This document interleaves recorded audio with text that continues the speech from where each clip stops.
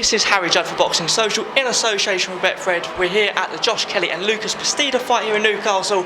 By the time this interview is released, we should have more information or an announcement to do with Joyce and Joseph Parker. Shane? Yeah, massive fight. The fight that everyone thought was not going to happen, including me, and it now is. I think there was a lot of pressure to make a big heavyweight fight for Parker, and I think outside of Joe, I think Sky was struggling to make him one. So they have, I'd say, generously allowed him to fight on BT against Joyce, obviously, September 24th, Manchester Arena. So big night, big occasion. Maybe get a new belt on the line for it as well. So it's a massive fight, and Joyce's first pay-per-view. We spoke the other day.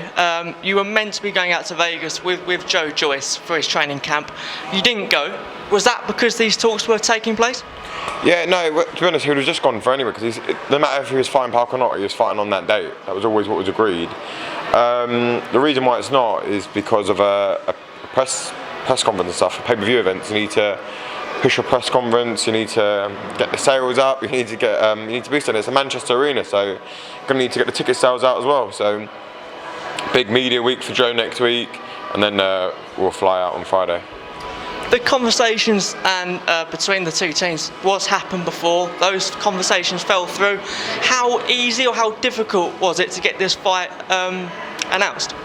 Fights of this magnitude are never easy to make, because everyone's got their fighter's best interests at heart. Everyone wants the best possible deal for their guys and whatnot.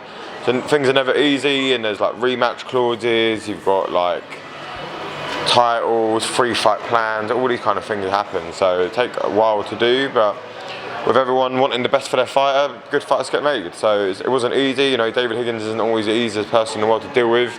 He's a nightmare a lot of the time, but you know what, man, you get good things done when like the outcome is like the best possible thing that could have happened. So could we expect this to be on BT pay-per-view?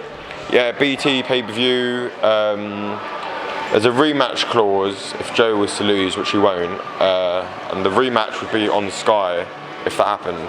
So, but the fight's going to be on BT. But if Joe wins, there's no rematch clause for Parker. So there ain't going to be a fight on Sky anyway, because Joe's going to win. So, but yeah. It is a massive fight. It's a fight fans fight. Does it hit that casual fan market? And if so, how many buys do you reckon it will do on pay-per-view? Well, yeah, because Parker's fought Anthony Joshua, which is the most casual market ever, because obviously of who AJ is. He's beaten Derek Chisora twice. That's a massive part of the casual market. Everyone knows who Derek Chisora is. Even my mum watches him fight, and she hates boxing. So, you know, and he's beaten, like I said, beaten him twice. Beat Huey Fury. Obviously, that was on a smaller platform, because that was a YouTube pay-per-view. But it was still another Brit that he's beaten. Obviously, had a very good fight with Dylan White. So yeah, 100% it does. I think Parker is already a part of that market.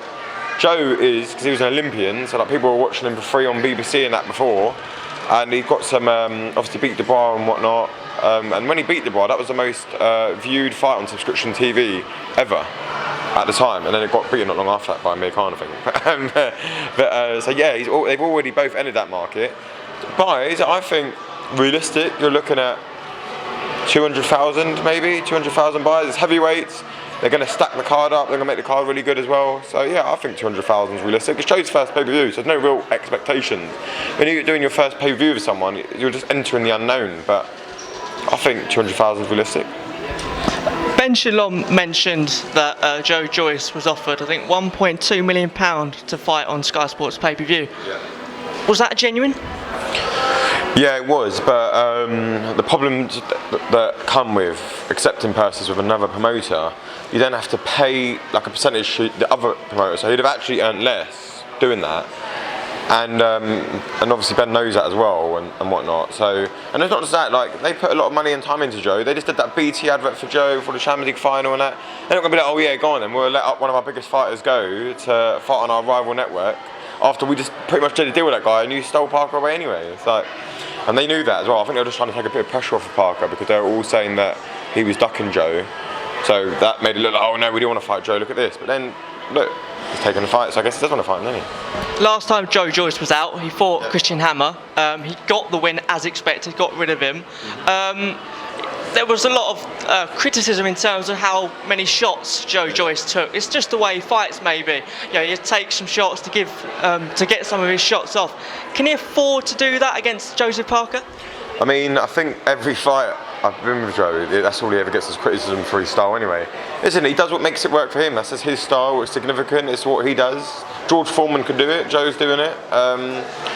Like, people say, like, against Dubois, I don't think he was taking loads of big shots, and even when he did, he was fine. I don't think Parker hits like Dubois, does he? So, and whatnot. Like, Joe's an experienced heavyweight. He's been in the best as an amateur, been in some great pros as well.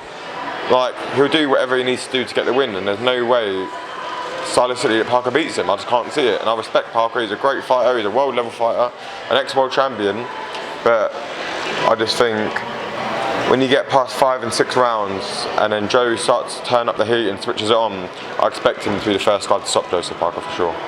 And is that your prediction, how it ends with Parker? Well, for me, Parker's weakness is his engine. Whenever he always starts a fight really strong and really well, and he goes, apart from Chisora Rowan, he actually got knocked down the first like 10 seconds, didn't he? But he starts, but then he starts to fade because he hasn't got the engine to keep up basically. And if you start to get tired and your engine starts to become a bit lackluster against someone like Joyce, it only ends in one way for you. And I don't even think, obviously we know how tough and strong Parker is, but if you're getting overwhelmed and you're run out of gas and stuff, I can just see the referee jumping in and calling it a day for him.